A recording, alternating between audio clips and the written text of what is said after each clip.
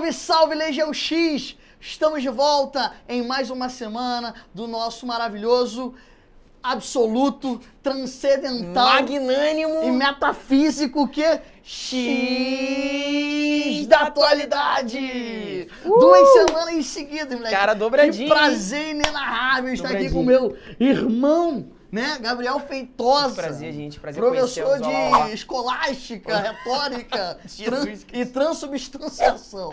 Tamo aí. Galera, é um prazer estar de volta. Mais uma semana antes da atualidade. A gente trocou de lado aqui, né? Geralmente estou de um lado, tá do outro. A gente fez a dobradinha aqui, trocamos o lado e vamos hoje falar de um tema, né, que tem permeado as eleições. Estamos em ano de eleição. Você que está assistindo esse vídeo em 2047. Nós estamos gravando em 2018, num momento bem esquisito, inclusive, da história do Brasil, onde estamos passando por um processo eleitoral onde só fala de segurança. É o tema que tomou os debates, né, Mendes? Exatamente. E a maioria dos dados foram retirados do que a gente vai analisar hoje. A gente vai analisar o contexto da violência brasileira em 2018. Perfeito. E para isso a gente vai fazer uma avaliação do mapa da violência no Brasil. Esse é o tema da nossa aula. Até porque esse tema é um tema importante, não somente dentro da discussão do vestibular e dos concursos, Obviamente. mas efetivamente a própria compreensão da gente enquanto população de entender efetivamente a que pé anda a violência no Brasil. E ó, já vou dar esse spoiler, as coisas não estão lá muito boas, beleza? Galera tem falado muito disso, né? Como tópico de debate eleitoral, se fala muito disso no Brasil. O Rio de Janeiro passou por uma recente intervenção federal. Está passando ainda, né? Está passando, vai até dezembro. A gente já analisou isso, inclusive, aqui no X da Atualidade.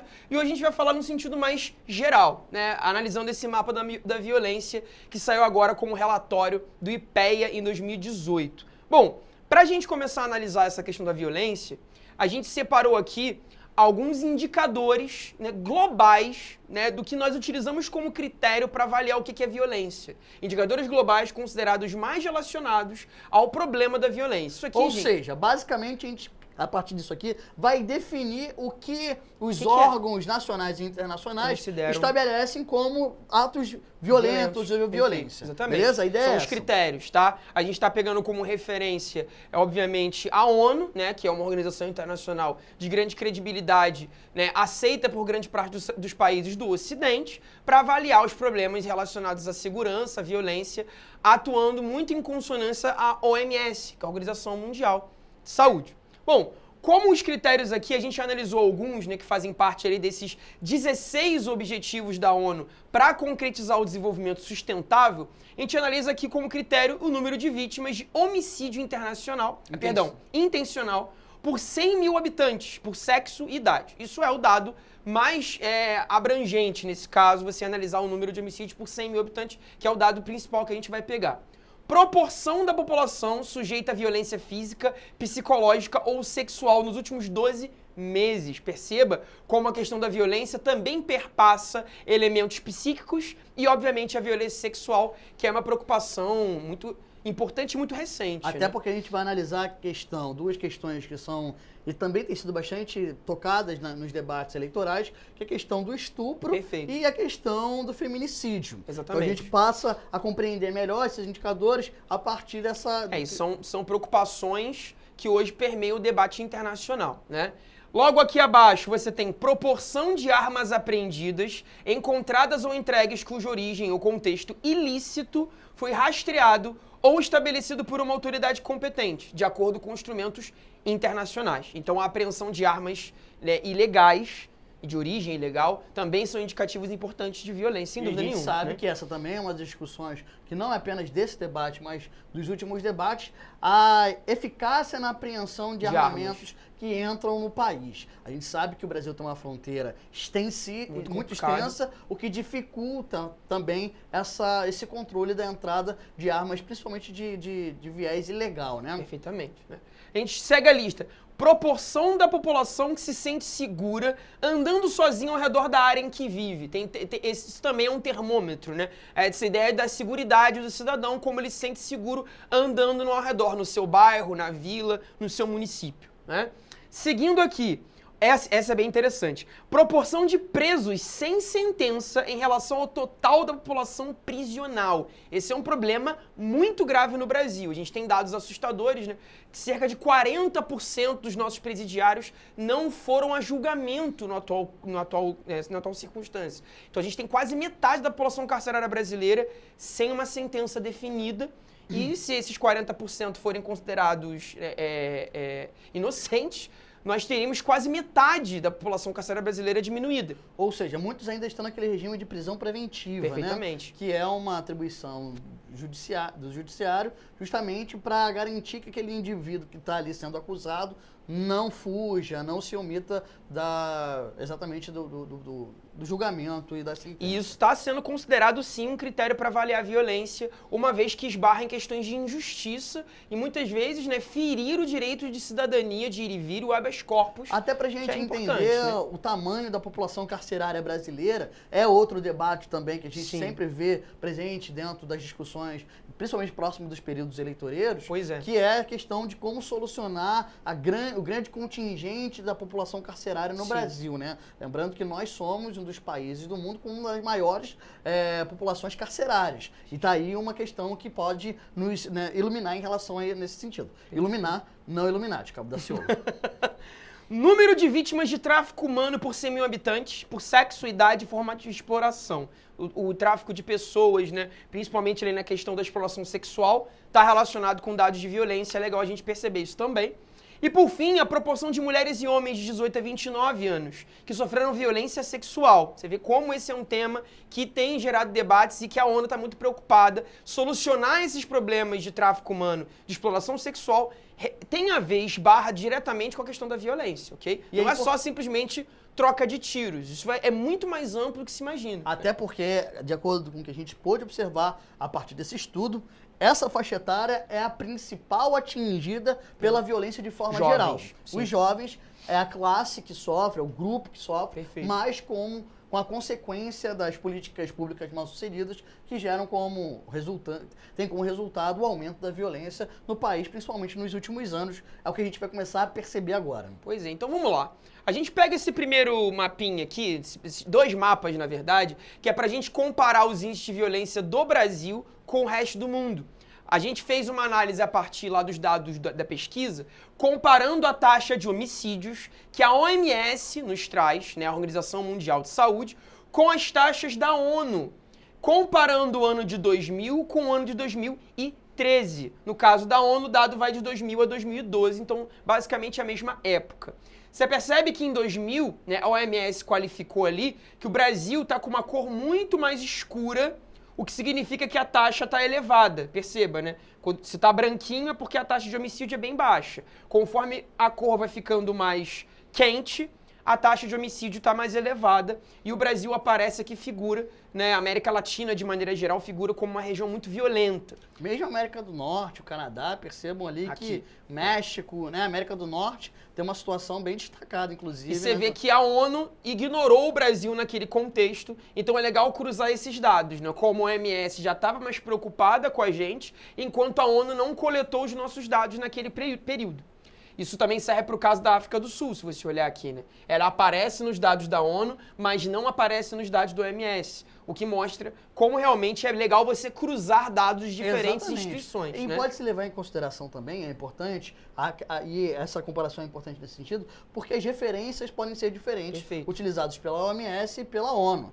Por isso que a gente às vezes percebe a existência, o aparecimento de alguns países e às vezes em outros dados não há esse aparecimento. Então, é só você olhar para a África que toda em branco. Não significa dizer que ela tem pouca taxa de homicídio, pelo contrário, tem muito. Só que coletar os dados desse continente é sempre muito complexo, né? Difícil você conseguir uma exatidão. Então isso, a gente percebe esse vazio qualitativo na análise dos dados. Agora, quando você vai para 2013, 2012, você já percebe já a entrada do Brasil nos dados da ONU, ele já entra aqui com uma taxa elevada, passando aqui dos 30 homicídios por 100 mil habitantes, que já é considerado um dado alarmante, né? Pela primeira vez em sua história, o Brasil ultrapassa essa taxa de 30 homicídios por 100 mil habitantes de maneira geral, na sua média nacional. E isso é muito preocupante e coloca o Brasil hoje como um dos países mais, né, violentos do planeta de 2013 para cá. E é exatamente isso que essa pesquisa, né, desenvolvida pela IPEA, tá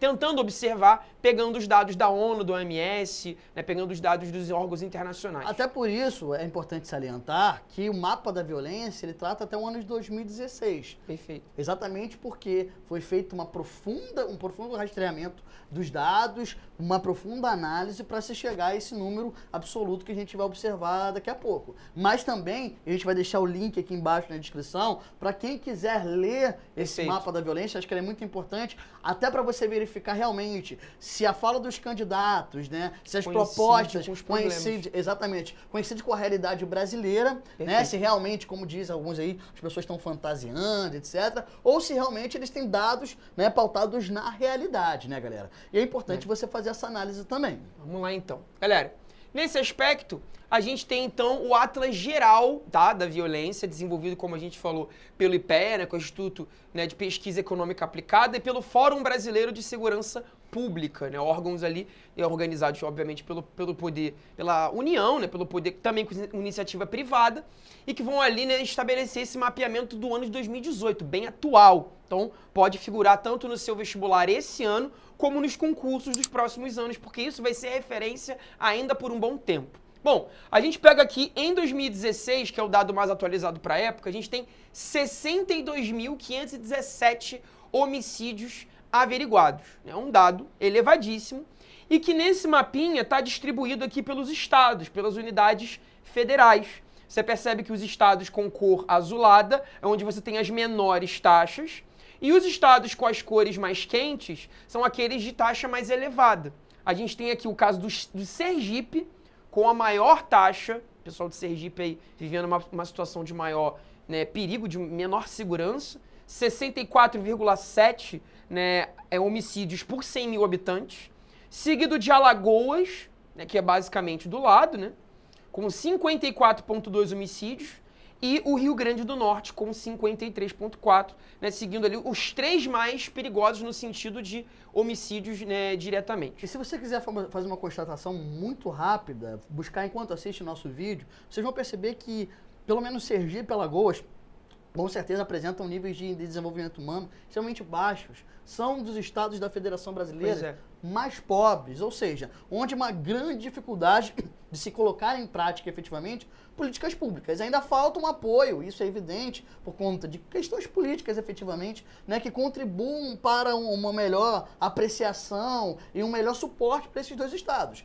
Não à toa, galera, nós temos Sergipe, Alagoas e Rio Grande do Norte. Você vai lembrar que a gente teve uma grande rebelião lá no Rio Grande do Norte, em Natal, que mostrou duas questões importantes. Primeiro, o alto nível, a questão problemática da população carcerária, que a gente acabou de comentar, e a forte presença dessas facções criminosas, porque exatamente onde há falta da inserção do poder público, você abre a perspectiva da participação do poder paralelo. Isso é uma fórmula muito simples e que qualquer sociólogo vai te dizer isso de uma forma muito rápida. Então a gente tem nessas regiões, no Nordeste, que historicamente encontra dificuldades econômicas. A gente pode até pegar alguns exemplos de tentativas efetuadas pelo governo federal ao longo do século XX.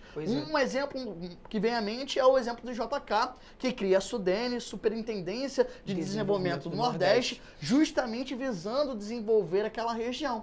Só que no mesmo período a gente também tem exatamente um aumento da desigualdade regional, com a construção de Brasília, a concentração das fábricas, das indústrias nas regiões mais desenvolvidas do país. Isso se reflete aqui. Exatamente aqui. É bizarro perceber, né? Com exceção de Goiás, que é um estado que está entrando numa lógica de violência muito elevada, né? São 45,3 homicídios lá por 100 mil habitantes. O Sudeste, de maneira geral, está numa área azulada, onde exatamente nós temos maior concentração de investimentos historicamente no Brasil, pelo menos do século XVIII para cá. Não queremos, é importante salientar aqui que a gente também está dizendo que o problema do país é o Nordeste. Porque se você pega entre as menores taxas aqui, temos São Paulo, que teve é importante mencionar isso também, teve uma queda muito grande do início dos anos 2000 para os últimos anos na taxa de homicídios. Mas a gente tem, por exemplo, o estado do Piauí, que tem uma taxa baixa.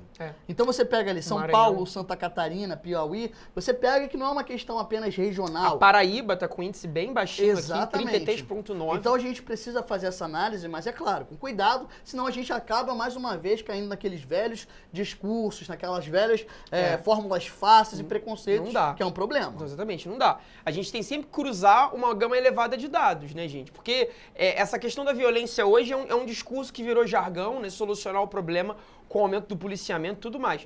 A gente tem que entender de onde vem essa violência, porque ninguém nasce assassino, né? Pelo menos não na sua esmagadora maioria, né? Não existe uma genética que leve o camarada ao crime ou que leve o camarada a uma vida pacífica. São fatores socioeconômicos que condicionam aquele indivíduo a esse estilo de vida. Então é necessário pegar essas raízes históricas para perceber como isso se desenvolve no mapa. E não à toa, se a gente for fazer análise, o aumento que vem acontecendo consecutivamente no Brasil é impressionante.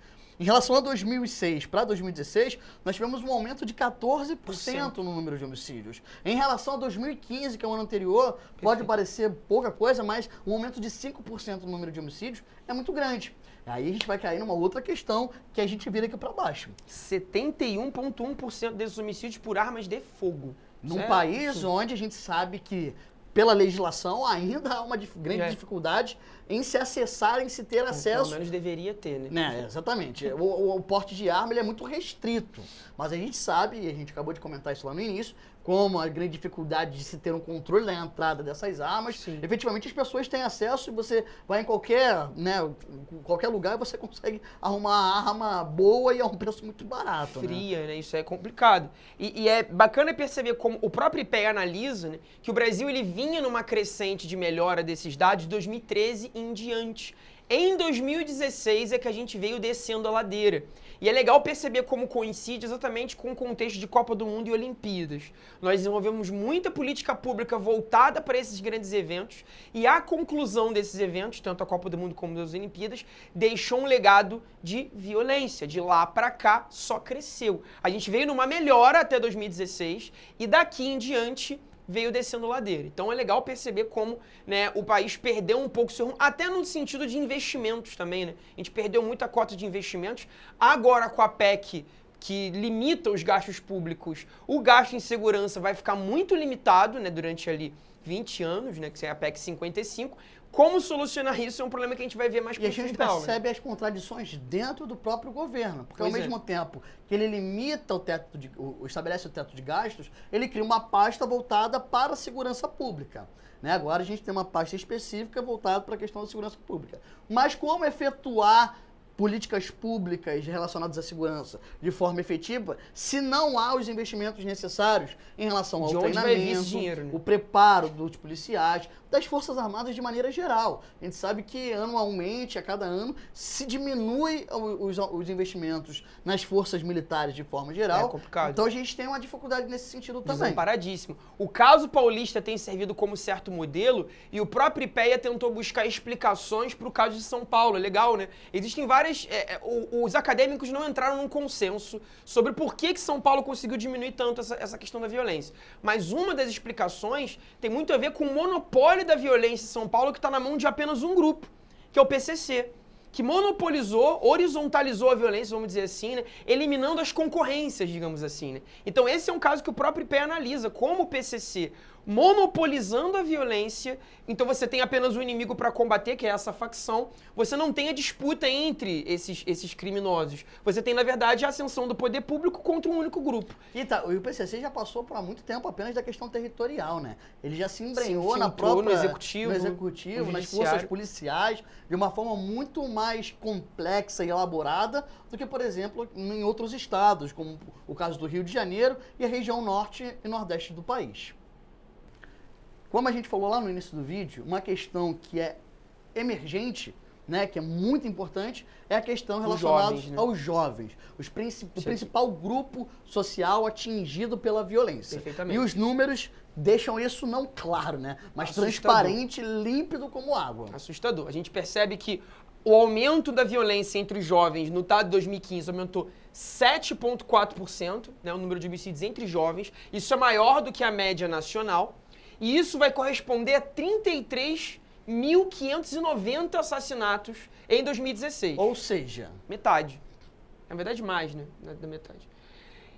A taxa, então, dá de 65,5 jovens mortos a cada 100 mil habitantes Isso no ano é uma 2016. taxa elevadíssima. Muito, muito grande. E aí, quando a gente vai analisar, não apenas, tipo, a gente está analisando primeiro a juventude de forma geral. Isso, a juventude. Quando a gente for especificando, Esmiuçar. aí a gente percebe realmente como existem fatores sócio-históricos que são bastante importantes de serem analisados. Mas antes disso, vamos analisar as taxas em relação aos estados. Mais uma vez, os estados que se destacam: Nordeste Sergipe, e Norte, né? Rio Grande do Norte, Alagoas. Bahia, Pernambuco, Amapá, Pará, Goiás e Rio de Janeiro. Caramba. Ou seja, o Rio de Janeiro não está nem lá nas cabeças. Tem um nível alto, mas percebam que a Norte e Nordeste. Norte e Nordeste. Maciço. Temos aí um estado do Centro-Oeste e o Rio de Janeiro Goiás, do que, Sudeste. que tem um dado, né, elevado no número de homicídios no geral, né, a média fica em 45,3 por 100 mil habitantes, sendo 96 jovens por cada 100 mil habitantes. E é assustador lembrar, galera, a bancada que hoje, né, representa, né, a chamada bancada da bala no Congresso, que defende muito a legalização do porte de armas, tem como seu grandes representantes o Centro-Oeste, Goiás, o Distrito Federal, a região ali, né, desenvolvida ali em torno da pecuária, o início, né, dessa fronteira agrícola, e que está muito interessada numa legalização do porte de armas.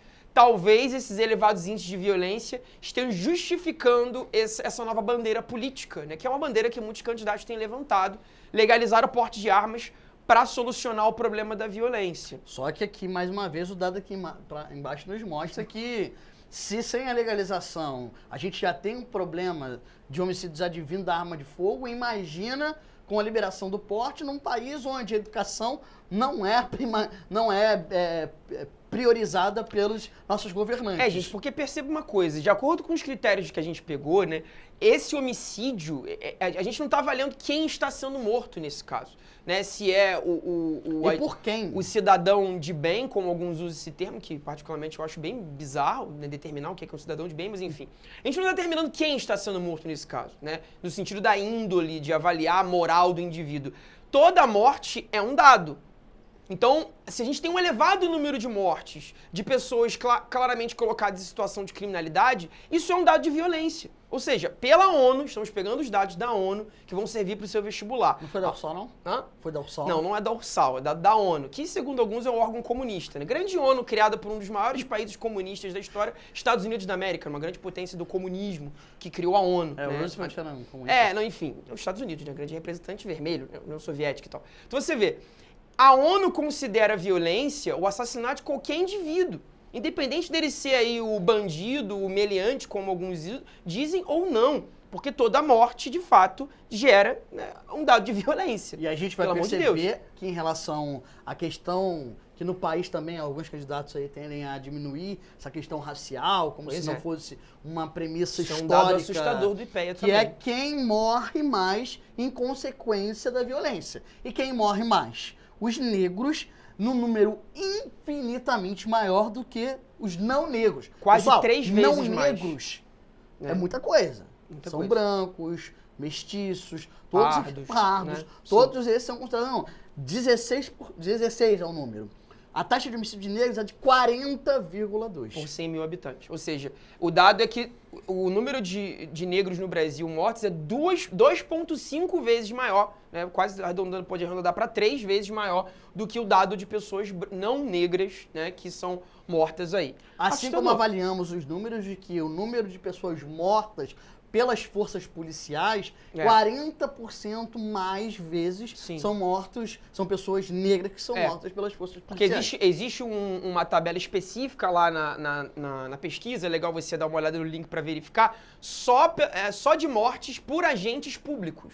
Né? Que são dados bem complicados, porque muitos estados não fazem muito bem a coleta desses dados, uma vez que o critério às vezes fica um pouco turvo, a contabilidade dos mortos pela polícia às vezes é um pouco complicada de se fazer, mas existe uma seção específica do mapa da violência para a morte por agentes públicos, né? E é legal perceber também como o número de negros e negras é muito grande nesses casos também. Né? Então, por isso colocamos aqui, em 2016, a taxa de homicídio de negros equivale a 2,5 vezes a de não negros. Preste atenção nisso aqui num período de 10 anos. A taxa de homicídios de negros cresceu 23,1%. Enquanto a de brancos diminuiu. Exatamente. A taxa entre os não negros teve uma redução de 6,8%.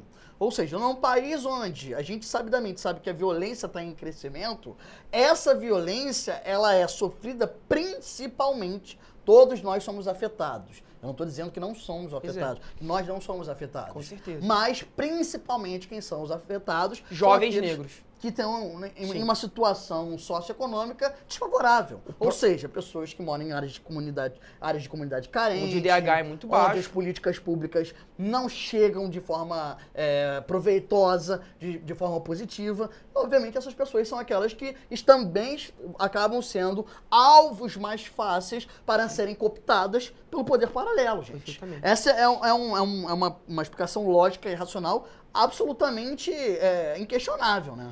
Sem dúvida. Não, e a gente vê como realmente esses dados assustam quando você percebe esse elemento econômico, socioeconômico, né? A gente está vendo aqui que são jovens negros. Quando a gente joga esse dado para a questão do agente público, isso ainda é pior.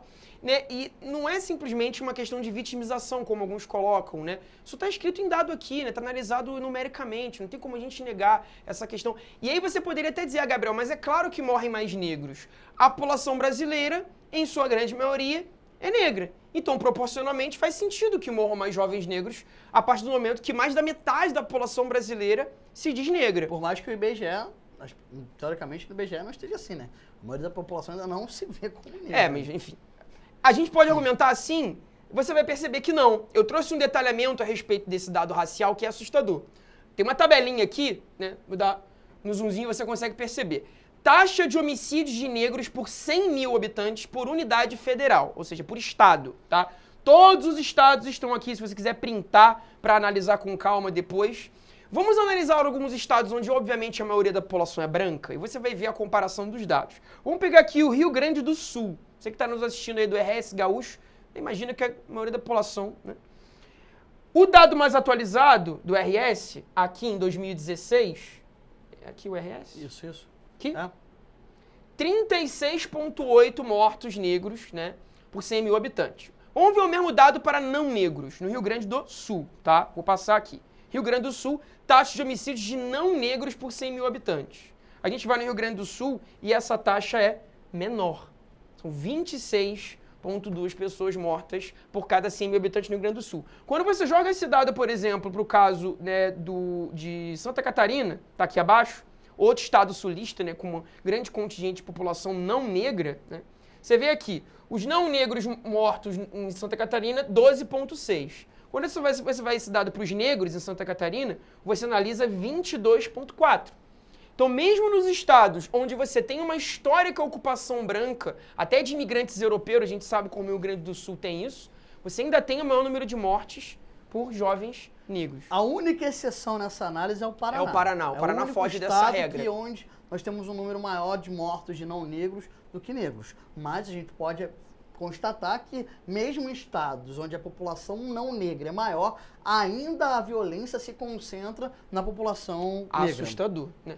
Quando a gente passa agora para a questão que vai unir gênero e raça, analisando esses critérios para diferenciar a população brasileira. Aí que fica mais assustador ainda, né? O número de mulheres, né, mortas por 100 mil habitantes, número absoluto, bate 4,5 a cada 100 mil habitantes. Quando esse dado vai para mulheres negras, isso vai para 5,3, né, a cada 100 mil habitantes. E de não negras, 3,1. Ou seja, em 10 anos, a taxa de homicídio de mulheres negras aumentou 15%, enquanto a taxa de homicídio de mulheres não negras quedou, né, caiu 8%. Mais uma vez, aquilo que a gente constatou no quadro anterior, na análise anterior, por mais que a violência no Brasil, a gente perceba, tenha aumentado nos últimos anos, ela se concentra na população negra, com menos escolaridade e, obviamente, em situação mais difícil, né? Em situação... Não tem como se argumentar que isso é vitimização, as pessoas entraram nesse argumento do mimimi. Gente, os dados estão aqui, não tem como você analisar esses dados como se fosse coincidência. Uma grande coincidência. A gente não está inventando isso não, isso aqui é baseado nos dados do IPEA e do Fórum Brasileiro de Segurança Pública. É uma questão dos dados, assim, né? Agora, quando a a gente destrincha também esses dados de gênero e raça, eu trouxe uma tabela para analisar isso, deixa eu passar aqui, que seria a evolução dos homicídios de mulheres negras em 3 unidades federais com as maiores taxas de 2016, comparando com a taxa geral do Brasil. Então você tem aqui essa linhazinha azul, dá uma olhadinha aqui, né? Ela mostra a nossa média brasileira de 2006 até 2016, que fica aqui girando entre 4 e 6 homicídios a cada 100 mil habitantes, né? De mulheres negras. Essa é a média Brasil.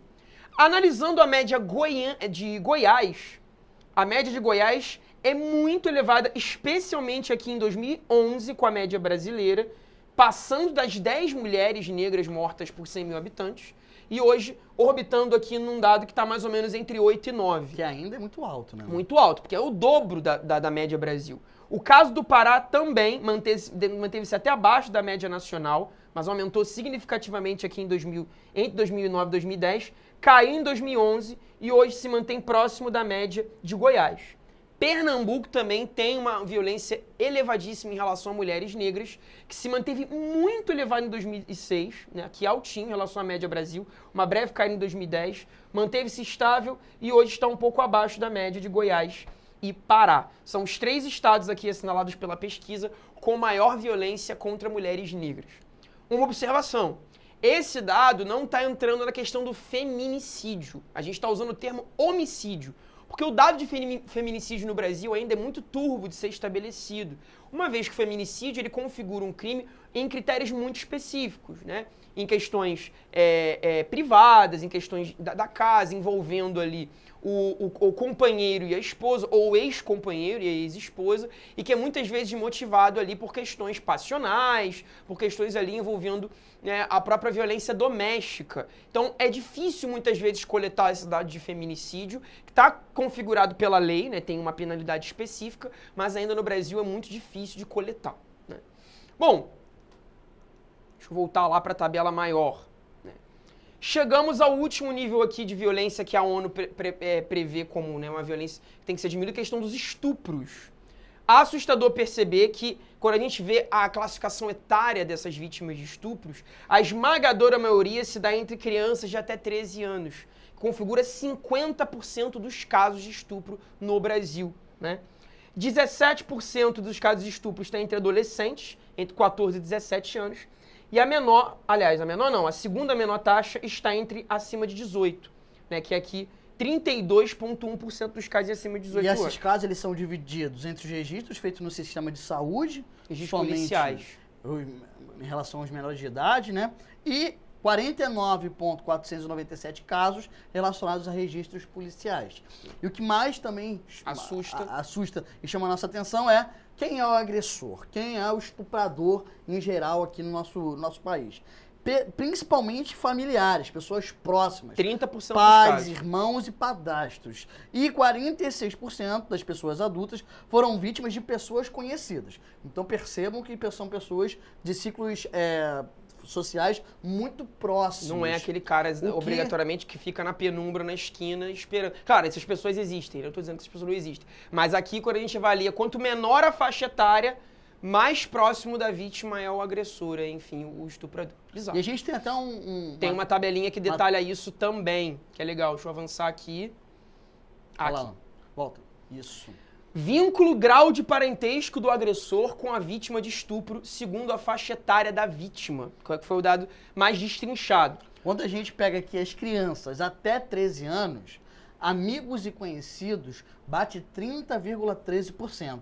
Abaixo nós temos pai, irmão e padrasto, né? Que tem as taxas que vêm em seguida. Pai com 12,9%, padrasto aqui com 7,8% e irmão... Não. Aqui pai é 12,3%, não é isso?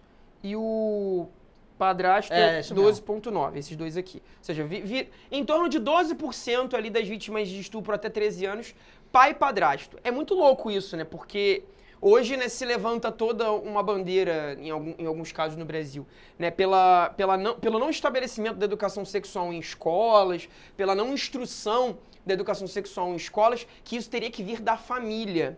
Olha o problema aqui, gente. Se a gente deixa tudo a cargo da família, principal agente de estupro de crianças são os próprios familiares. Então, é importante que a escola, né, tenha um cuidado em relação a isso e possa instruir essas crianças para que elas possam combater isso dentro de casa. Porque muitas vezes o próprio agente de violência está dentro de casa. Então, toda essa bandeira que se defende hoje da família é complicado, porque a gente está vendo aqui que a família, no fim das contas, é uma grande ameaça para essas crianças nesse elemento. Amigos e conhecidos, 30%, são um dado muito elevado, muito elevado. Quando você vai aumentando a faixa etária, ele vai diminuindo, né? Porque aí o desconhecido passa a ser um agente muito importante aqui entre 14 e 17 e mais ainda com as maiores de idade, né? 18 anos ou mais. Mas ainda assim, galera, o nível de conhecido é elevado.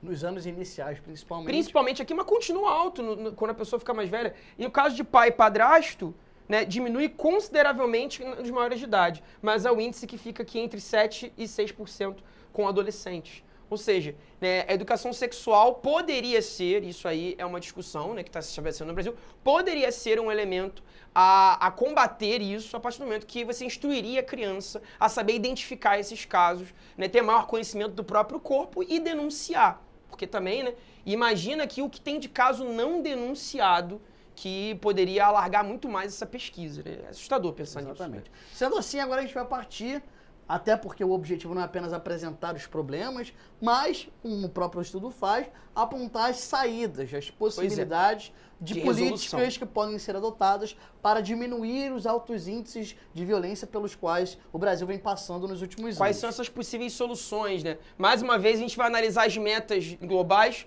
do Objetivo de Desenvolvimento Sustentável, né? O Desenvolvimento Sustentável 16, né? Que são 16 objetivos no geral. E essas são as metas mais consideradas relacionadas com o problema da violência. É a tal da Agenda 2030 da ONU, né? Que ela está prevendo até 2030 estabelecer essa agenda em nível global nos seus países signatários. Isso inclui o Brasil. Ou seja, para a solução da violência, a ONU percebe que reduzir significativamente todas as formas de violência e as taxas de mortalidade relacionada em todos os lugares. Todas as formas de violência que nós analisamos devem ser atacadas simultaneamente, não elegendo nenhuma pior do que a outra, é o que a ONU está percebendo. Acabar com o abuso, a exploração, o tráfico e todas as formas de violência e tortura contra crianças. Ponto também que a ONU considera significativo. Promover o Estado de Direito, ou seja, democracia, né, em nível nacional e internacional. E garantir a igualdade de acesso à justiça para todos, ou seja, maior operação do judiciário num Estado de Direito pleno, as liberdades individuais garantidas, o ir e vir, a democracia. Isso, segundo a ONU, é um elemento importante para a garantia da resolução da violência. Né? Então não é diminuir direitos, mas ampliar direitos para que a gente possa ter a dignidade garantida a todos. Tem mais alguns aqui, né? Até 2030, reduzir significativamente os fluxos financeiros e de armas ilegais, reforçar a recuperação e a devolução de recursos roubados e combater todas as formas de crime organizado. Assegurar o acesso público à informação, proteger liberdades fundamentais em conformidade com a legislação nacional e os acordos internacionais. Fortalecer as instituições nacionais relevantes, inclusive por meio da cooperação internacional, para a construção de capacidades em todos os níveis, em particular nos países em desenvolvimento, está se referindo à América Latina, né? Para a prevenção da violência e o combate ao terrorismo e ao crime. Por fim, promover e fazer cumprir leis e políticas não discriminatórias para desenvolvimento sustentável. São elementos que a ONU está assegurando para a gente. Ou seja, esperamos através desse conteúdo promover principalmente uma inserção num maior conhecimento sobre a origem da violência no nosso país, no momento mais atual, e principalmente contribuir de forma profícua para o debate, cara, para a gente ter maior conhecimento sobre aquilo que está acontecendo à nossa volta. Sem dúvida, gente. Beijos e a gente se vê numa próxima. Valeu!